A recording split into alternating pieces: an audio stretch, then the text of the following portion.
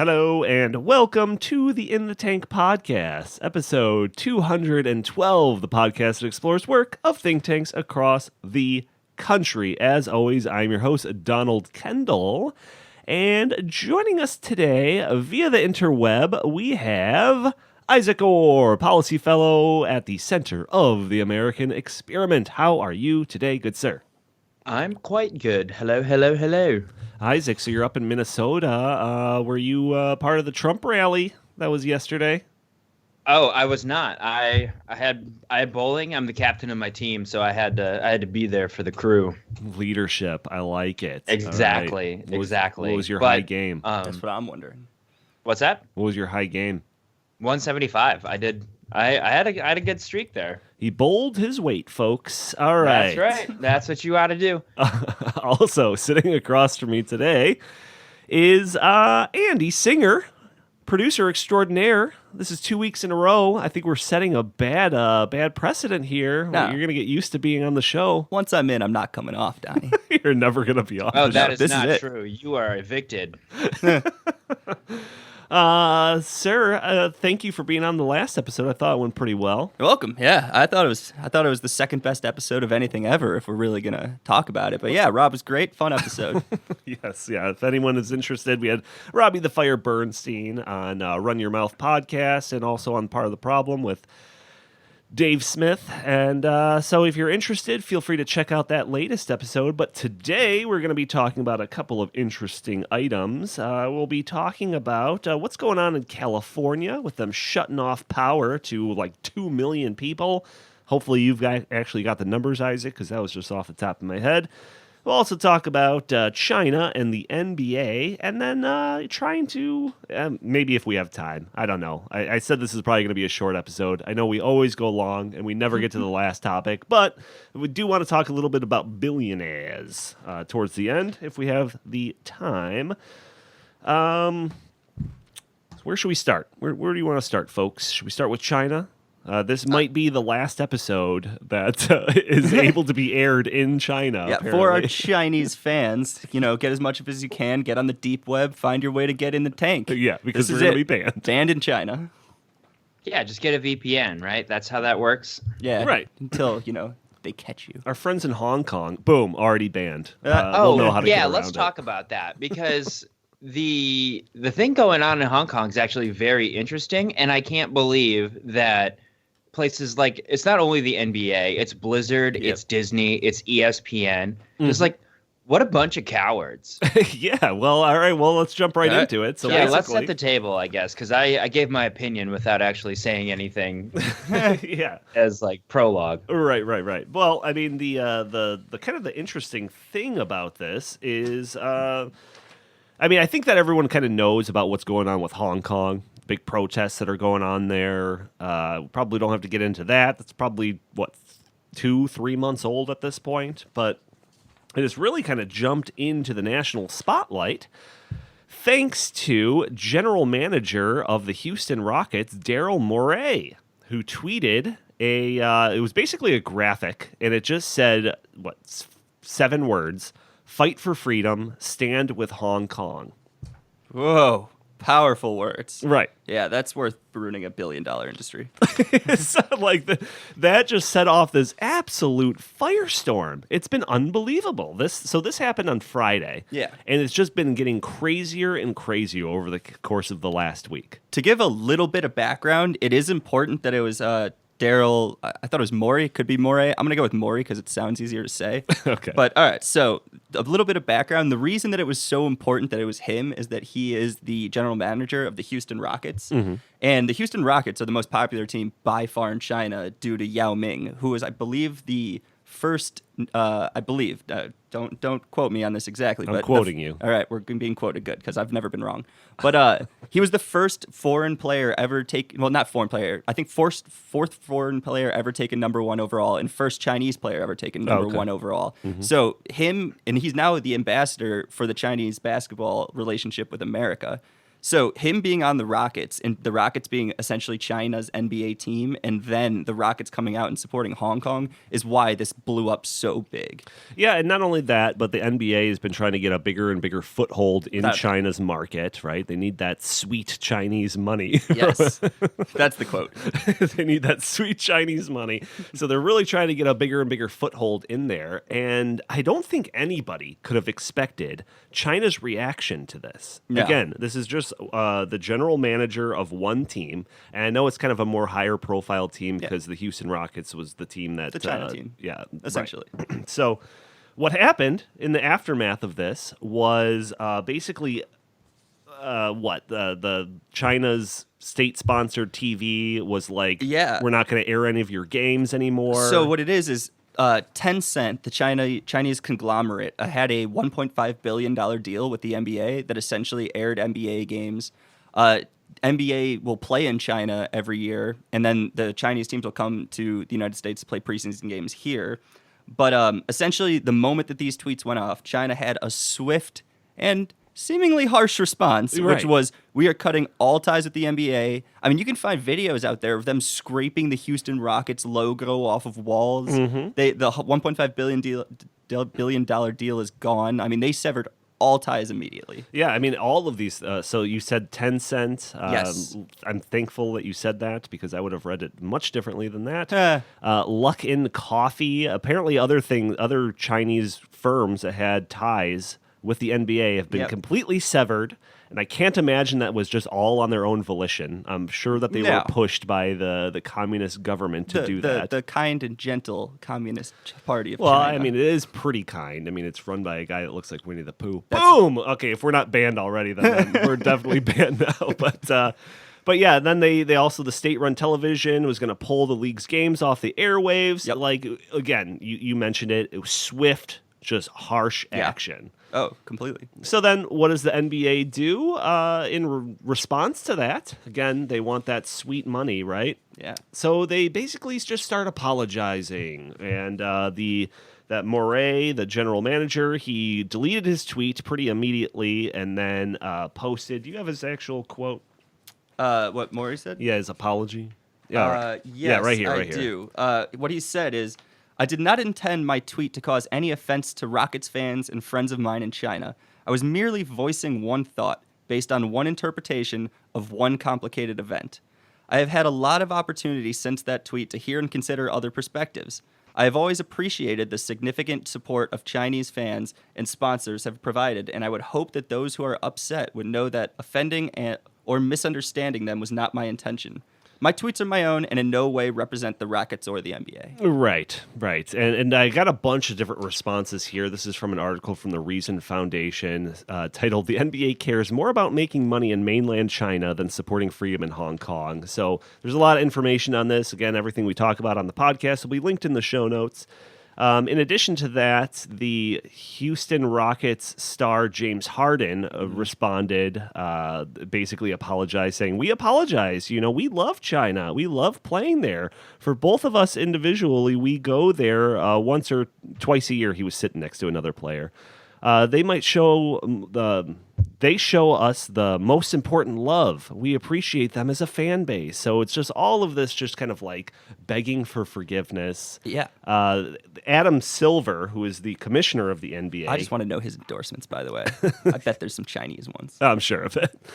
Adam Silver, the commissioner of the NBA, came out and said, however, the NBA will not put itself in a position of regulating what players, employees, and team owners say or will not say on these issues. We simply could not operate that way, which I'm going to call as bluff on that. Okay. Because if you're watching some of this, the aftermath, all of the interviews that are coming out, there's a lot of questions that are being directed towards the players and owners and coaches and all of that. Yeah. And we're seeing this dance.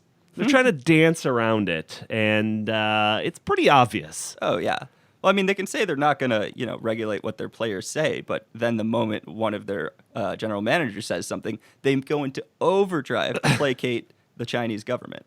Right, and then not only that, but you see some of these interviews. There was a link in this article that I have. I'll link it in the show notes. It's from I think this is CNBC article, where there is the interviewer from CNN asks a question about all of this, and they basically ignore her and say, "No, we're not going to take that question. Sorry, we already addressed this." Bye. But we're not regulating it. Yeah, but we're not regulating it.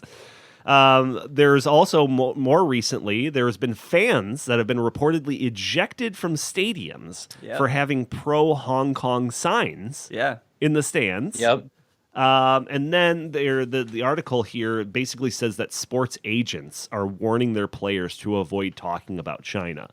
So maybe, Adam Silver is technically right that, they're not discouraging players from talking at an official level, but it is most certainly happening. Oh, yeah, absolutely. And I think it's just important to give a little bit more background on this. Like, Hong Kong is protesting for greater authority over their own political system. Right now, basically what happens is the mainland in China gives them representatives to basically lord over them. And the people of Hong Kong have a limited amount of democracy. So the people of Hong Kong generally elect leaders that are more prone to thinking that Hong Kong should be its own separate entity in terms of how it governs itself.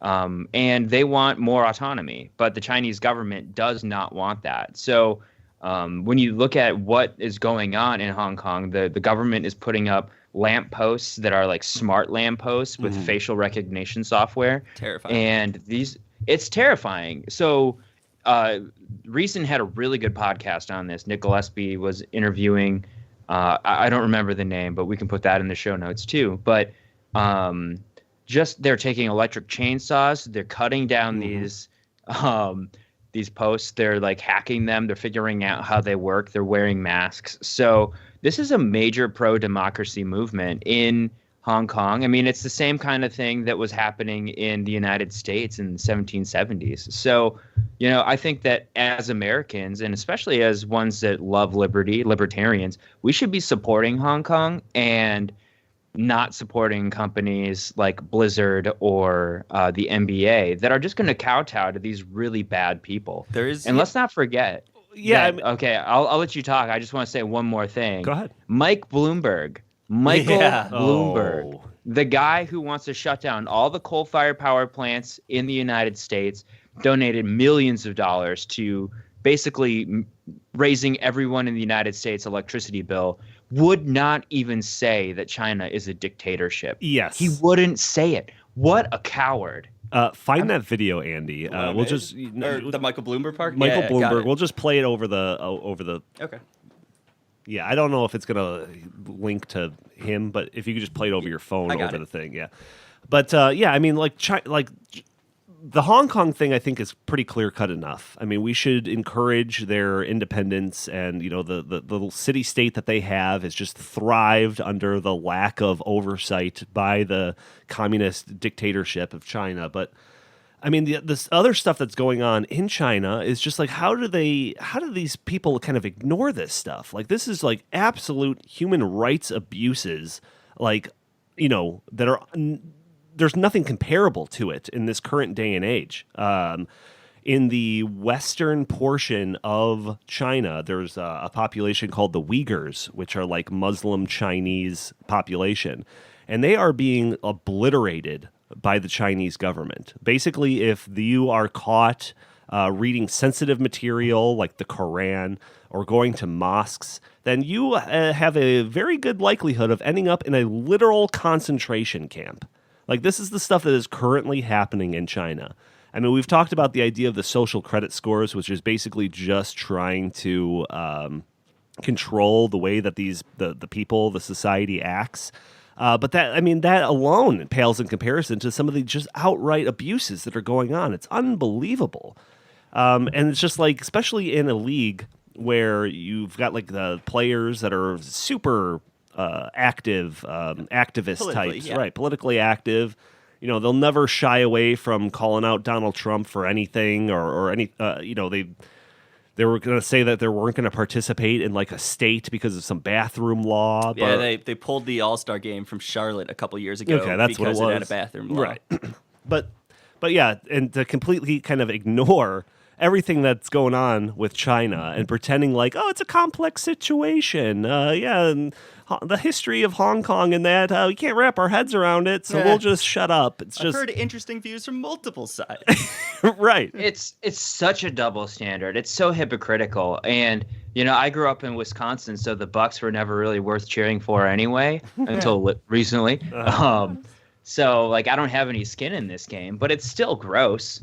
Yeah, no, absolutely. But Andy, you're a big NBA fan. You're probably Huge. a bigger NBA fan than probably Isaac and me put together. I would reason that I am, yes. So, I mean, what's your take on this? Okay, so this is hard because personally, what's your personal take I'm on a this? diehard Bulls fan. I watch every game every year. I missed the Jordan era. I was too young, so it's been pretty brutal. You watch. There's 400 games. It's 82 per year. And occasionally I'll miss one or two. But yeah, so that's my skin in this game. The NBA and the Bulls are absolutely my favorite sporting event and to watch.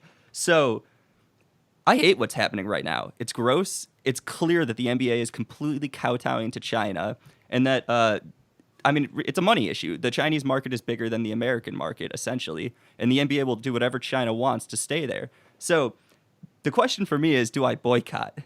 The answer is probably not. Right. Not to be weak or anything, but what I do love right now is that there's is that there's this overarching sentiment from the general public that is rejecting the NBA. Yeah. So the people that aren't like me, that aren't going to watch every single game, some people in the office here have said this to me, is that they're going to do their best this year not to watch any NBA games. They're going to cancel NBA League Pass subscriptions. They're not going to watch the games. They don't want to support this move. So I do think this, to a degree, is a good free market movement against the NBA for kowtowing to China. But also the super fans, the me people, are going to talk about it and complain on podcasts, but I'm still going to be watching.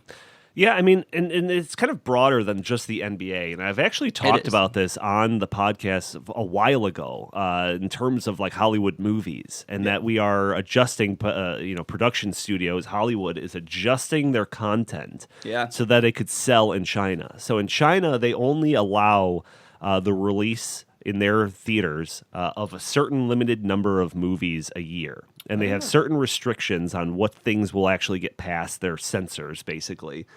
And so we, our studios over here, will try to basically try to have it sell in China better, right? Yeah. So there's a lot of different examples of this. The most blatant one was when they did that horrible remake of Red Dawn. Yeah. So originally, the remake of Red Dawn, China was going to be the villain in it. But the studio decided that we could potentially get some Chinese money if we don't put China as the villain. And last minute, they had to switch everything to North Korea, which made it a lot less interesting of a movie, in my opinion. Yeah. But it delayed it by 6 months or something. Do you have that video of the Bloomberg? Yeah, no, I got it. All right, here, let's play this. All right.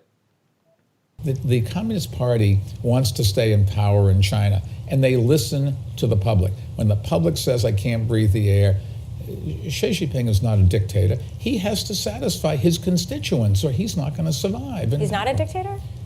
No, he has to. He has a constituency to answer to. He doesn't have a vote. He doesn't have a democracy. That he's doesn't not held mean he can accountable by survive voters. if his advisors gave him. Is the check on him just a revolution? You're not going to have a revolution. Well, no government survives without the will of the majority of its people. Okay? It's just...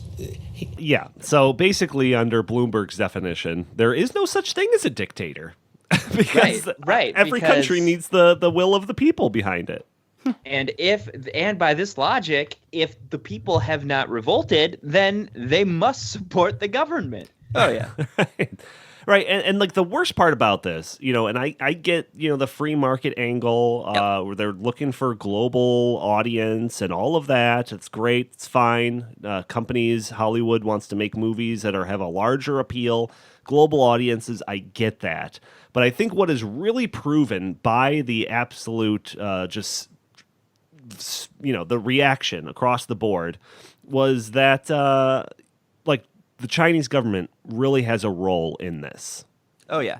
You know, they get to choose which movies actually air. It's not just supply and demand because the audiences like it. No. They get to choose what firms are able to partner with the NBA. You know, they tell it not to, depending on how the NBA is acting. So it's because of that, you know, the whole idea of this being a free market vanishes. And this is just a dictatorship, a tyrannical government exacting its will on the public. China's strongest resource is its population, in my opinion. The fact that there's so many people there and that there's such an untapped market for much of the world is what makes it so these American companies are kowtowing to them. Yeah, it's unbelievable stuff. There are some people that are fighting back against it. Obviously us, but we are the tiny little voice in the echo chamber. I just got a text true. from our fans. We've been banned in China. Nice. Oh no. Yeah. Well, Dang it. I mean, we hit an all-time record for downloads last month, right? That's true. Damn. Yeah. And it happened all without the help of John Windex Noter. That's true. Briefly, I do want to mention this. The South Park did an episode about all of this. yep. It was called Yep. Banned in China, and it was about all of these different firms in the United States. This is actually predated 2 days. the NBA before. thing by 2 days. Yeah. And they touched on the NBA in it. Right, and they made a whole joke about the fact that the Xi Jinping looks like there's a meme that suggests that he looks like Winnie the Pooh, which has been banned in China. That whole idea, I think Winnie the Pooh is like not even allowed in China. Oh yeah, no, Winnie the period. Pooh is a banned thing in China. Yeah, it's insane.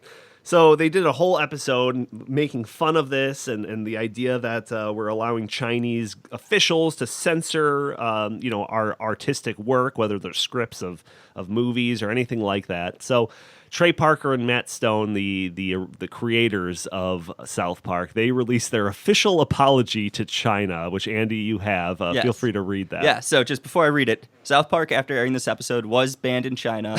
All episodes literally. were stripped from their streaming services. You go onto China's equivalent of Twitter, and you can find no mention of South Park in its history. Even websites that have like discussion boards about it were banned. I saw that too. I mean, that's actually, to be honest, kind of remarkable how quick and efficiently they were able to erase all of this. It's horrifying. Oh, yeah. All right, but post-episode, Matt Stone and Trey Parker were kind enough, if that's the word we're going to use, to issue an official apology. And here it is. Like the NBA, we welcome the Chinese censors into our homes and into our hearts. We too love money more than freedom and democracy. She doesn't look just like Winnie the Pooh at all. Tune in to our 300th episode this Wednesday at 10. Long live the great Communist Party of China. May this autumn's sorghum harvest be bountiful. We good now, China? Yeah. So they're sticking it right in the face of China, which is fantastic. And I really think that it is our duty as Americans, as freedom-loving patriots, to not let this go and not let the NBA do what they want to do, which is just brush it under the rug or whatever. I'm not suggesting that we have to do any type of boycott or anything like that, but like keep bringing it up, like these reporters that keep bringing it up to the players constantly, constant pressure. Absolutely. They have to address this. This is ridiculous. Yeah, you're absolutely right. And I also kind of want it to go, this is the other kind of potential repercussion with China, that the NBA is putting all this effort into try to create an audience over there, right? And then it could, investing probably millions and billions of dollars, and it could all be thrown down the garbage by a 7-word tweet by a GM of one team. Yeah. So maybe firms in America might think twice, or might put an extra amount of risk when they're trying to determine what their benefit and cost ratios are going to be when they're trying to pursue China as an audience. Oh, absolutely. You're right. Yeah. Like, what if, we try to build up an entire thing? What if we tried to build our podcast audience in China for whatever reason? I got to delete all social media I've ever had then. But, for the possibility of me saying one thing wrong to have it all thrown in the garbage. Right? So there could be some negative consequences there. And because of that, that's one of the reasons why we have to continuously put this pressure on firms like the NBA. But that's pretty much all I have to say about that. Isaac, any last words on this topic before we move on to California and the blackouts? Just like thinking about how people complain that the First Amendment is being trampled in the United States, and then just realizing that there is no First Amendment at all in China, I don't know, it should be pretty instructive for people that don't like conservatives or say that conservatives are, a threat to free expression. And also, we don't have to like it, right? So it's the NBA's right Agreed. to say like, oh, well, we're going to kowtow to China because that's where the Benjamins are. But I mean, we have every right as consumers. We could say you can acknowledge the fact that it is their right, but you don't have to like it. No, it is their right, but we should do whatever we can to put pressure against the NBA to pull back this kind of behavior. Well, that's the Right, free like market maybe solution. stop watching Bulls games. Well, it's like We'll talk about that It's later. like where's our ideals? Yeah. What's more important? Yeah, no, So that's kind of where it's at. But it continues to be an interesting story, and like I said, it's been growing. When I heard about this on Friday, I thought that it would be like a non-story. Yeah. By the time our podcast was going to record, so I just kind of like, oh, we'll bring it up, but that's about it. But It's it just just keeps getting bigger. metastasizing. It's pretty hilarious and frightening and all in between. But let's move on. Let's talk about California. So there's a lot of stories going around with this, and Isaac, I'm gonna have to lean on you to kind of dissect all of this because it's pretty interesting. But basically, what's going on in California is that they're having this period of time during this year where it's dry and windy and has an increased possibility of forest fires, wildfires. So what the biggest energy producer out there, PG&E, what they're doing is deciding to preemptively shut down power to segments of the population in an effort to basically prevent forest fires from starting from their power lines or something. Because apparently there could be like sparks generated in the power lines, the wind's blowing. Combination of that and actual power lines falling down could cause these forest fires to happen. So they're preemptively shutting it down. Something like 2 million people potentially are going to be without power for several days. Isaac, do I have all that right? And do you want to kind of fill in some of the context here? Yeah, absolutely. So over the last few years, the fires that are, like the Campfire and other, which sounds fun, but it wasn't, destroyed a lot of acres of forests in California over the past few years. A lot of people died. I think 85 people died in some of these fires. And it's just a huge amount of property that was destroyed, something like $30 billion. Yeah, well, I'll mention that specifically. I have that here. The Campfire 2018 in Northern California. There was basically the PG&E admitted that or acknowledged that the spark of it that caused the campfire, quote unquote, could have resulted from one of their faulty pieces of equipment. And yeah, that led to a fire that consumed 150,000 acres of land and 15,000 homes. It killed 85 civilians and injured several forest fires. And the liabilities that PG&E faces is upwards of $30 billion. So that's kind of why they're proactively, preemptively acting in this year. But sorry, continue, Isaac.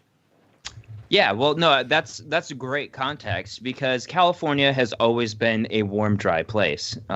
It's actually really interesting because back in World War II, there was actually a plot by the Japanese army to have hot air balloons send incendiary bombs into western United States like California, Montana. Wow, I've never heard that. In order to start forest fires to prevent the United States from being as effective on the home front. Wow. So yeah. So this has been a problem for a very, very long time. So California has a situation where it's wet from like November until March.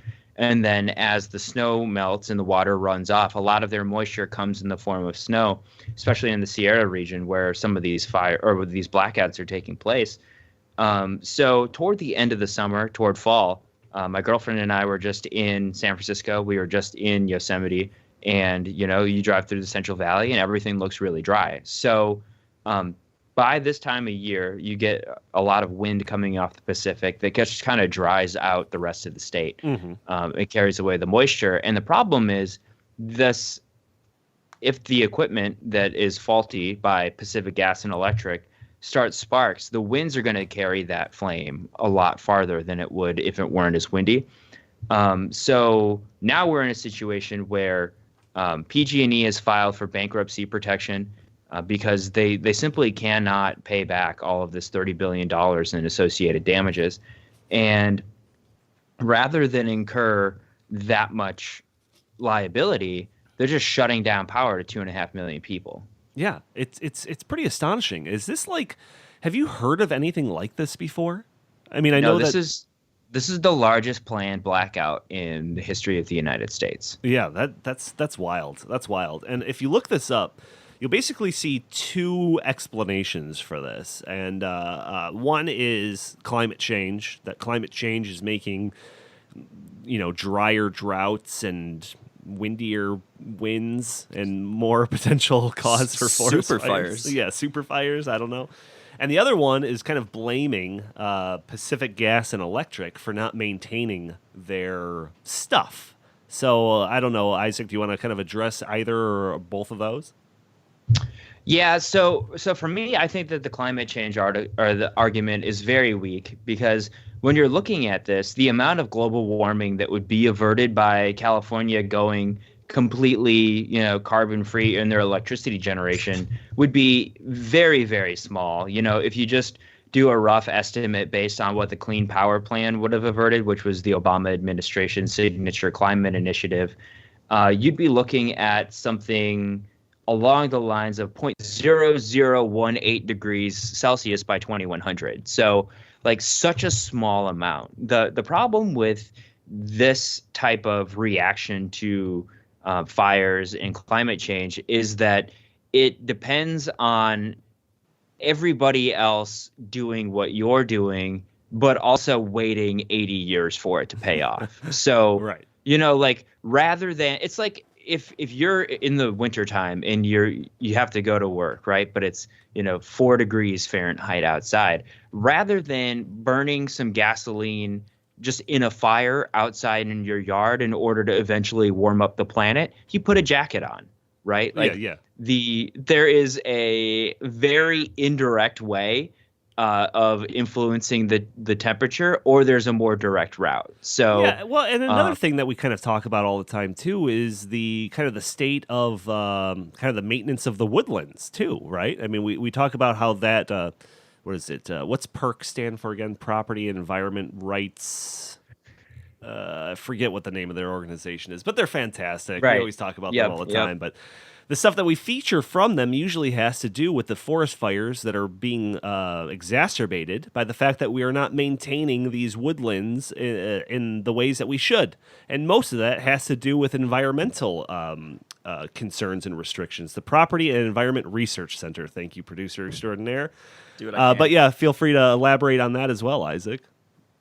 Yeah, so basically what happened was during the 90s, the environmental movement really wanted to stop logging in California. There was this is also in Washington, but it was about concerns over the spotted owl. They wanted to protect the spotted owl. And an article that I read in Forbes shows, well, the spotted owl populations have continued to decline because of other predators like raptors. But the amount of timber that is building up in California's forests is increasing by about 3.8 billion new board feet every single year. So the problem with this is, you can either harvest trees or they'll die or they'll burn. Like those are the 3 ways that trees, end their lives. Mm-hmm. So the last 2 just result in adding more fuel to the fire. In the event that it happens. So without having some sort of smart management program, without being able to cost effectively go in, right now they're talking about how it would cost something like $35,000 an acre. Or Gavin Newsom was talking about how it would cost $35,000 to thin the trees around the property that his family owns. And that's all due to government regulation. So it's a situation where one article I read actually said that more CO2 is being emitted from these forest burning than all the human sources in California. So it's not good for the environment. It's not good for the people, obviously, and it's really just the worst way to manage wildfires. Yeah, no doubt.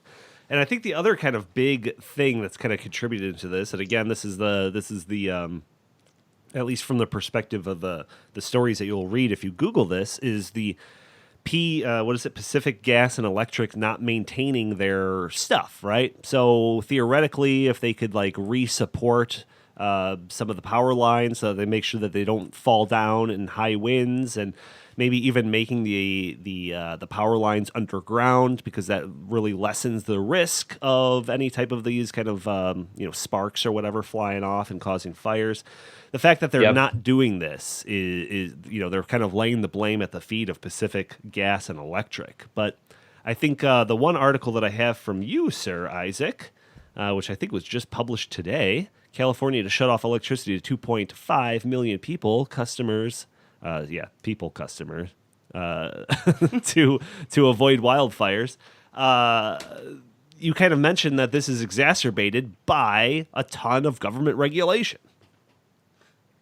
Oh, absolutely. So, in 2008, the governor signed an executive order saying that 33% of California's electricity needs to come from renewable energy sources by 2020. Right. So since that time, electricity prices have gone up 4 times faster than the national average.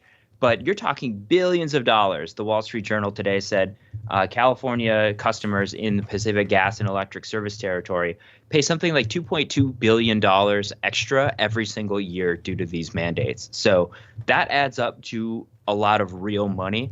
And when you prioritize something other than public safety, the result is never public safety. So, by trying to avert all of this CO2 going into the atmosphere, they were not maintaining the poles and wires that are actually, the more important factor when it comes to preventing their equipment from starting wildfires. And, the other problem that goes along with this is that a lot of the fires that are started in California come from people like not putting out their campfires, not putting out their cigarettes. One person was doing some welding in their garage and a spark flew out and he didn't realize it until it was way too late.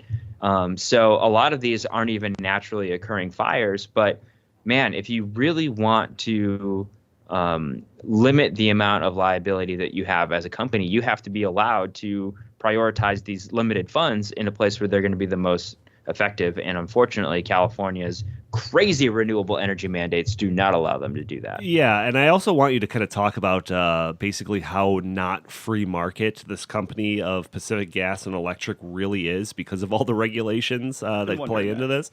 But before you do that, I fell down a rabbit hole when I was researching this in preparation for the podcast, and I found a lot of really interesting stuff. So the 2001 electricity crisis, which is also kind of around this Pacific Gas and Electric company.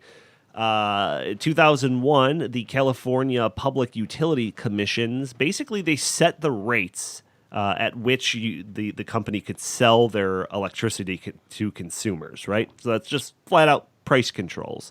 Yep. So as they're going, 2001, there was a drought and a heat wave. And because of that, more people were using more electricity to keep the air conditioning on. And then the drought also resulted in a lack of hydropower. So there was an energy shortage that happened because of this. And but the best way of supply and demand to regulate that, Raise the price, right? But the California Public Utilities Commission refused to adjust the rates. So what happened? We had an energy shortage. So the PG&E had to basically resort to buying energy from outside of the state.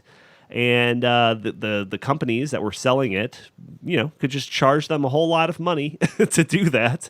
So it just, so the problems of the supply and demand weren't able to be rectified because of the price controls that were set in place. There was an energy shortage that resulted in blackouts, and it also eventually resulted in the company going bankrupt. So that's kind of your history lesson with this. And I was bringing this up to Isaac before we started recording. And he told me that whole idea of price controls really hasn't gone away. So explain that again, sir. Yeah, so basically throughout the country, if you're not in the PJM area, which is a 13-state conglomerate that involves like Pennsylvania, New Jersey, Ohio, Virginia, and basically it's the Northeast. It's the North Atlantic and the Northeast where they have competitive electricity markets. And they don't have price control. It's all just kind of a more market-based strategy. But if you're basically in any other state besides Texas, then your electricity system is basically a vertically integrated monopoly. And I talk about this a lot, where monopolies aren't private companies. They're basically government entities that are allowed to sell you electricity, and you're actually forced to buy your power from them. So part of the trade-off for this excessive regulation, or I would say it's excessive, but the monopoly companies actually love the fact that they're regulated because it means they have a guaranteed market share and they're guaranteed to make a profit. But the Public Utilities Commission in every state sets the price for electricity. Yeah, it says here on their actual website for Pacific Gas and Electric, it says that the California Public Utilities Commission oversees state utility companies and sets the amount of profit that each utility company can make. That doesn't seem like a free market to me. That's pretty wild. I also have a piece from the Pacific Research Institute that is titled "The Problem with Government-Protected Utility Monopolies," and it kind of covers what Isaac is talking about here. But it says, according to the Pacific Research Institute senior fellow Wayne Weingarten, no state outside of New York has a more regulated energy sector than California. It scores near bottom in several regulatory categories, even though electricity was quote-unquote deregulated years ago. And it goes on to talk about a new state law that requires all retail electricity to be generated by renewable sources by 2045. So that takes that law signed in by the governor and amplifies it all the way up to 11. Fantastic. Yeah, so I don't know, Isaac, what's your solution for this not being the norm? The idea of shutting down power when it gets too windy or dry, because I've seen other articles talking about how the people that are most hurt by this are at the lower end of the, income. Those are the people that are most at risk for this type of stuff. So what do we do? Do we just, say we got to switch back to free markets? You tell me. Sure. Yeah. I mean, there's some really compelling articles out there just talking about how it's rural Californians that are the ones that are the most hurt.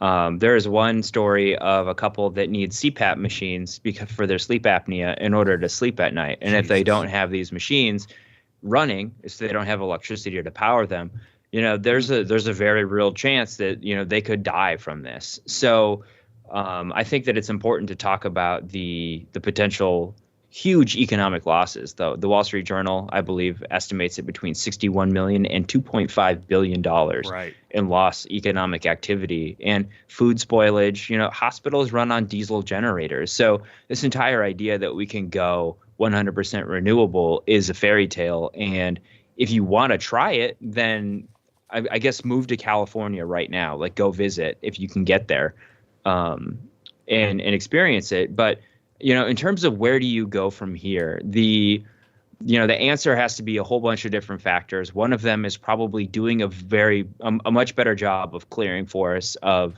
all this fuel in there. Clearing the trees away from the power lines. It's going to be incredibly expensive to do it, but also underground power lines have fewer risks associated with this, but they're a lot more expensive than overhead power lines. So probably a combination of that, but either way, it's going to be really expensive. And when you have new regulations that say every new home in California needs to have solar panels on the top of it, like, there's probably a problem. I mean, we talk about the Tesla lawsuit that Walmart has out there because the panels were causing fires on top of these Walmarts. Like, you're introducing a lot more components into an already very complex system. So, I would say that, we need to start scaling back some of these renewable energy mandates that are basically an opportunity cost for doing things that would more effectively manage fires. Yep, no doubt. So Justin and I, we talk about the Stopping Socialism project. We're leading that project here at the Heartland Institute. Actually just got back from Seattle, where we talked to the Women of Washington group about this very topic. And one of the things that I said in that speech, and I will continue to say in any kind of speaking events where we're talking about socialism, is basically when government control, central planning, when it is met with obstacles, it's tripping over its own feet. It's not resulting in the promises of success that cause that type of central planning. They could do one of two things. One, they could do what Isaac is saying and kind of reopen the doors to free markets and, reduce the different regulations and allow the market to run do what it does best, and that's figure out how to best allocate scarce resources. Or they could double down. So, of course, of course. So what I've got in front of me is an article from the Jacobin magazine, which is just flat out socialist. And are they socialist or communist? I can't tell. There's no difference. So they are. We'll just say communist. So what is their solution? What is their solution? Is it to realize that their planning and stuff is actually causing more trouble than it's solving? I'm guessing that they're going to say, let's deregulate the sector. Let's let the private market move in and try to solve this problem. And while we're at it, let's get rid of Medicare for all. That is an X. You do not get the point, sir. They want to nationalize California's Pacific Gas and Electric. So if you go through this, and a lot of it is covering some of the stuff that we talked about already, the shortages, the Campfire, all of that. But basically, they blame this all on the profit motive, that they would rather pay their investors with profits or whatever, than actually doing something to better maintain the power lines and all of that stuff. I'm just throwing it out there, but if their power grid is destroyed from this, I don't think that's going to help their investors. So I don't think that's the true motive here. But that's just my 2 cents. Yeah, no, I mean, you think about this for 2 seconds. But yeah, they basically, the whole article is summed up by saying that they remove the profit motive to ensure non-reckless action. Isaac, do you think that's a good idea? Well, I mean, I think removing price signals always leads to an abundance of low-cost items. I mean, look at the toilet paper industry in Venezuela. Yeah. But Oh, yeah. Yeah. Call. Yeah. no, like, when does nationalizing things ever work? I mean, the oil industry in Venezuela is nationalized. So are they producing record amounts of oil right now? No, it's falling. And government is a monopoly that has no incentive to ever be more efficient with other people's money. The thing that they always say when the government fails is that we didn't have enough funds, so we need to squeeze more money from taxpayers. Whereas the private sector is way more efficient because they have to make things work, otherwise they go bankrupt. So, right. I mean, just the incentives. People don't understand that. Yeah, unless they're in a state basically ordained monopoly of the utility, right? So another thing that I kind of always say when I'm talking about these socialism things is the idea of income inequality, right? So they always want to do something about income inequality, and these wealthy people have too much power because they have too much wealth, right? But what socialism does is replace monetary power, fiscal power, if that's what you want to call it, with political power, right? So the idea that, if the government takes over this utility, they don't have to worry about profit. Well, they still have to worry about political capital. Yeah. So if they're shutting down stuff and producing things that cause rises in energy, your energy bill, and powering off to ensure safety and all of the different things that theoretically the government could do if they were just in charge of the utility company, what that results in is distaste in the consumers and the population. Yep. So what would actually happen is you'd probably see more reckless action because of the government, because they got to placate the population. Yeah. So you're just trading out one type of control with the other, and without the price signals, that's when it magnifies and gets way worse. So, yeah, this is just such a short-sighted thing. Of course, when they would nationalize it and it gets even worse, then what's the solution going to be? Needs more money. More government control and more money. Yeah, it's absolutely Well, I'd bizarre. say do it. At this point, like, it's just got to be an example. Like, people will not look at the examples of Australia and other places that have had severe blackouts as a result of really dumb policies like this. Yeah. It's got to hit home. How do we get China involved in this one to help out? Yeah. Yeah, no kidding. All right, let's move on. It's a crazy story. Maybe we'll have some updates on it next week to see when all of this plays out or how it plays out. But I've got one other topic that I want to get to here. We still have a little bit of time. That is the idea of taxing billionaires out of existence. So I'm not going to get really deep into the proposed wealth taxes of Bernie Sanders and Elizabeth Warren. We did that like 2 episodes ago. I'll try to link it in the show notes if you want more of a deep dive into that idea. But I found this article just on Twitter. Somebody shared it. This is from CNBC. And it is titled, "Billionaires Hurt Economic Growth and Should Be Taxed Out of Existence," says best-selling French economist. So a popular French economist says You can't that... call yourself an economist if you say that, but continue. Right. So a popular French economist says that billionaires are harmful to economic growth and would be effectively abolished under his tax plan, according to an interview. So we had talked about Bernie Sanders' tax plan, which basically starts off at like a 1% of your total wealth, not your income, your total wealth, depending on at a certain level, and then it upgrades to about 8% at the highest or something, right? So this guy, he wants a graduated wealth tax of 5% on those that make 2 million euros and more. Oh, yeah.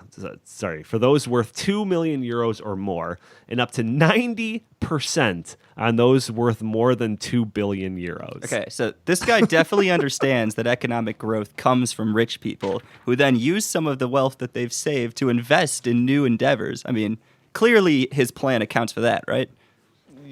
God, I don't know. Feel free to read it, but it's To be honest, mind-numbing. I don't know if I want to. It's mind-numbing, but yeah. I mean, at least Bernie Sanders was trying to say that, like, okay, if we tax people at 8% of their income, over 15 years, we'll cut it in half. I mean, how long does it cut it in half when you're taking 90%? I'm not good with my brains. Quicker than 8 years is what I can tell you. But, yeah, quicker than 8 years. So in response to that, well, I'm using it as in response to that. I've got an article from the Foundation for Economic Education, which is titled, "Why a Billionaire Wealth Tax Would Hurt the Working Poor and the Middle Class." Now, this article, I'm using it as a response to this French economist, quote unquote, but it's actually a response to the proposed wealth taxes of Bernie Sanders and Elizabeth Warren. But it really, there's a lot of information in here, and again, I'll link it in the show notes, but there's kind of some interesting stuff that I never really thought about. So it says, let's assume for the sake of argument that you don't have an ethical problem with taxing people a second time on wealth that has already been taxed. And let's set aside the issue of whether billionaires would simply leave their wealth on the table for Sanders to take rather than fleeing to places with less ambitious governments. Let's posit for the sake of argument that the tax achieves its aims. The question then becomes, would it be beneficial for the working class who Sanders is appealing to, or to leave them better off or worse, basically? So it goes through some elaborations and some of this stuff. It says that you become a billionaire in a market economy by producing products for millions or even billions of people, all the stuff that you'd probably know if you're listening to this podcast, but it kind of runs it through, okay? So there's this idea of let's play it out, right? So you have this proposal, it sounds good on paper, let's play it out. So it says here, somebody like Bezos does not normally keep a spare $8 billion under his mattress, just in case Uncle Sam is asking for it. In order to raise that money, he would have to sell down some of the stock in his company, and probably much more than $8 billion worth at its current valuation. But who would buy them? When you credibly threaten to confiscate wealth, valuations can plummet, not to mention the fact that all other billionaires, and at least America's ones, would be in the same predicament, being forced sellers of large portions of their own stocks. Perhaps during the initial rounds of the tax, there may be some small investors small enough to fly below Sanders' radar for the time being. But if these shareholders thought they would do a better job at running those companies, they would just buy those shares on the open market right now. By not doing so in an uncoerced market, they are indicating that they feel less competent than the current owners. So over time, it would be unlikely that any new Amazons or Apples would be started, and that existing firms would be placed in even less capable hands with ever lower valuations as the wealth tax works its way down from billionaires to millionaires. Sanders would either have to tax a vastly diminished pie or ask foreign investors to buy up U.S. firms, or more likely just confiscate shares directly and nationalize the companies. So that was the thing that really stuck out to me, right? So they have to sell, all of these billionaires have to sell all of this stock in their companies. There's not going to be a ton of buyers because seemingly everyone that's wealthy is doing the same thing in the country. Yep. So where do they get purchased? By foreign investors. This China. is like a way of shifting. Yes, We're back to China. back to China. See, it all comes around. But it's like a way of kind of shifting our wealth and our capital across the seas.